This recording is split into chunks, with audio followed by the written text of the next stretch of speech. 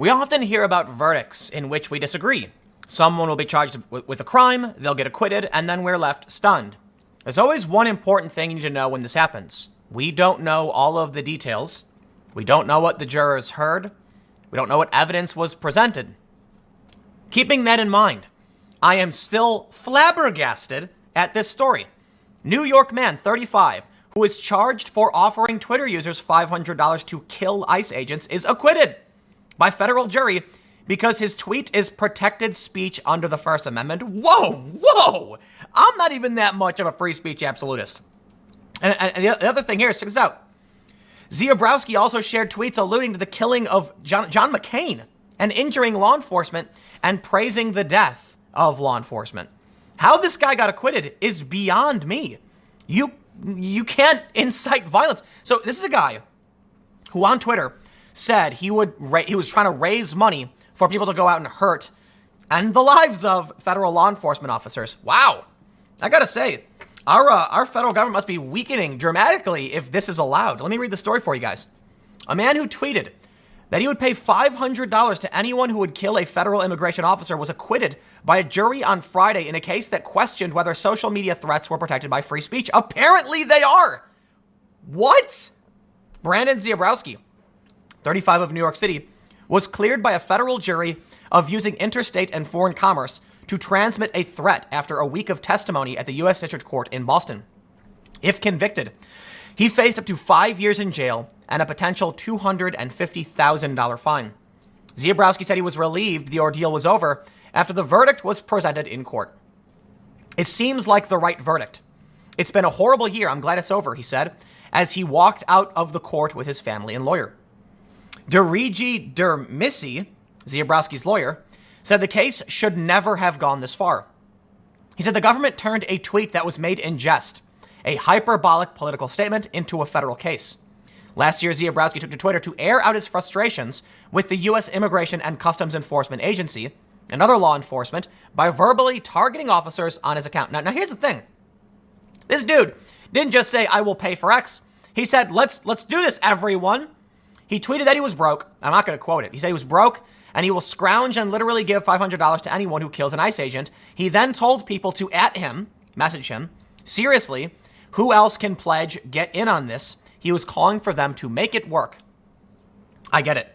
You might think he was making a joke, but what if someone wasn't? He said straight up he would pay for it. What if someone went out and actually did something?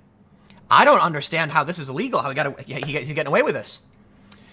Demissi argued that Ziobrowski's comments were constitutionally protected political speech, and the prosecution of his client was blown out of proportion. This is a guy who tweets about all kinds of things and says outrageous things.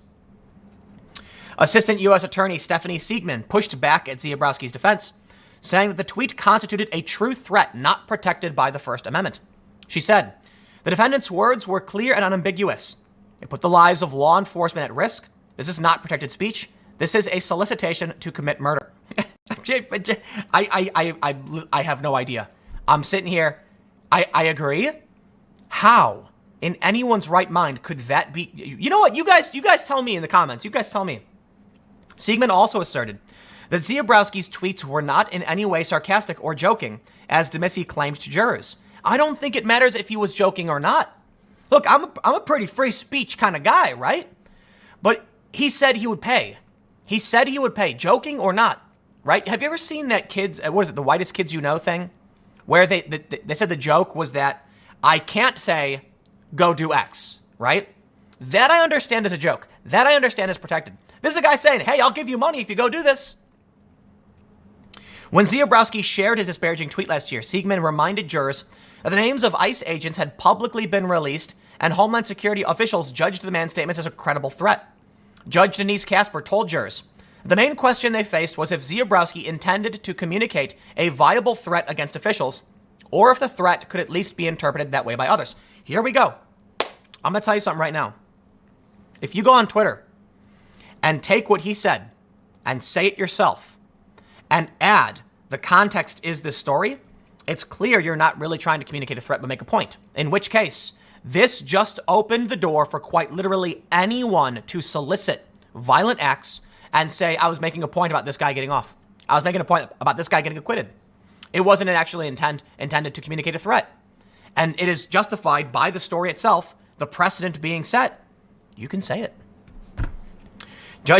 So she noted that a true threat does not include caustic or sharp political attacks, as such comments are protected speech. In response to the acquittal, U.S. Attorney Andrew Lelling said in a press release that they accept the jury's verdict, but maintained that the tweet was a threat to federal officers. Lelling wrote, "We respect the jury's verdict, but in this case, the defendant posted a tweet that on its face offered $500 to anyone who killed a federal agent." In 2019, over 100 law enforcement officers died in the line of duty. The public needs to know that regardless of today's verdict, we will never hesitate to prosecute apparent threats against law enforcement officers. In addition to the controversial tweets that spawned an investigation, Ziobrowski replied to a tweet about ICE agents putting their lives on the line to arrest criminal aliens. He said, "Thank you, ICE, for putting your lives on the line and hopefully dying, I guess, so there's less of you." So listen, man. Here's a guy who has expressed desire for these people to die in the past. That's protected speech. I get it. He then escalated to the point where he said he would pay someone to do it. How? I'm speechless by this, man. I really don't even know what to say. The Department of Justice contends that Ziobrowski shared several tweets expressing his desire to slit John McCain's throat and railed against law enforcement, saying guns should only be legal for... I can't even repeat this. I cannot repeat what he said. This is mind-blowing. He basically said that guns should only be for harming police officers, like the Second Amendment intended, he claims. Twitter suspended his account at the request of authorities in 2018. Ziobrowski was initially arrested by officers in August 2018 as federal officials said his comments were part of a broader rise in threats against law enforcement during the nation's increasingly divisive opinions over immigration and other political issues. I'll tell you what, this might just be jury nullification. You familiar with jury nullification, everybody? Let me tell you. Jurors can just vote not guilty if they decide, and thus essentially nullify the case. It may be that the jurors in Boston understood it was a threat but didn't care, thought he should say it. And I'll tell you this, man. A lot of people are saying, "Tim, where's Civil War? Where's Civil War?" Look, man, I've said it a million times. I don't know what it will look like, and we're probably already in it. It may not be overwhelmingly violent. It may be information wars. But I will tell you one thing. If you are concerned about an escalation of violence, this story should terrify you. That a man actually offered money for people to go and, I'll just say, cause harm to federal agents, and he was acquitted. If it's true, the jury just didn't want to prosecute, or didn't want to convict. Sorry, not prosecute, convict. He was prosecuted. Stands to reason the divide is that fierce. Now I get it. Boston's a very liberal place, but it's going to be, it's damn terrifying if a jury is going to look at what he said and said it was okay. Not that he's not guilty. You know, a jury nullification is basically, we know you did it, but we don't care. It's the right thing to do. It's not, though, and that's what's truly horrifying, that we're really coming to this point where people on social media can incite, call to action, and there's no repercussions. None. So, you know, I'll tell you another thing. It's not even about whether or not let's step aside from right or wrong, legal, illegal. How do you think law enforcement agents are going to feel when they see this kind of rhetoric, when they see these people getting away with it? Do you think they're going to feel safe?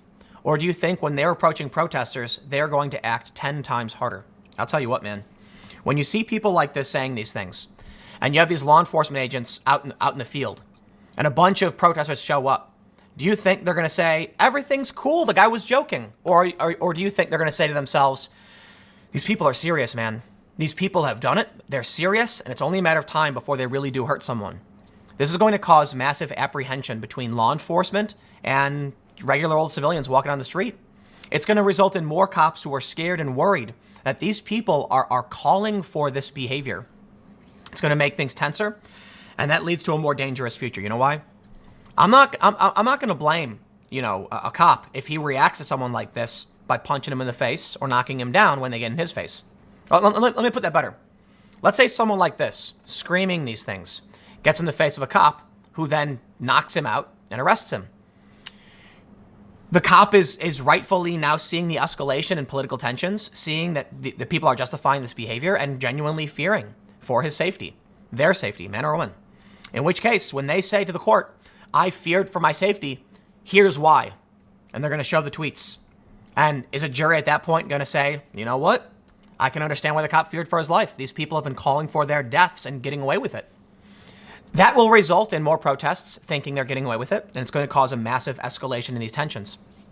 I don't understand how you can have a guy who has apparently alluded to threats towards John McCain, who's repeatedly championed or expressed appreciation for the death of federal agents, and then called for this and be acquitted. But hey, man, you know what? We don't know what the evidence was, but I'll tell you this: he said this. We know he said it. We see the tweet. That's messed up. That's really messed up. Yeah. Comment below. Let me know what you think. Podcast, YouTube, or whatever. I will see you all in a few minutes in the next segment.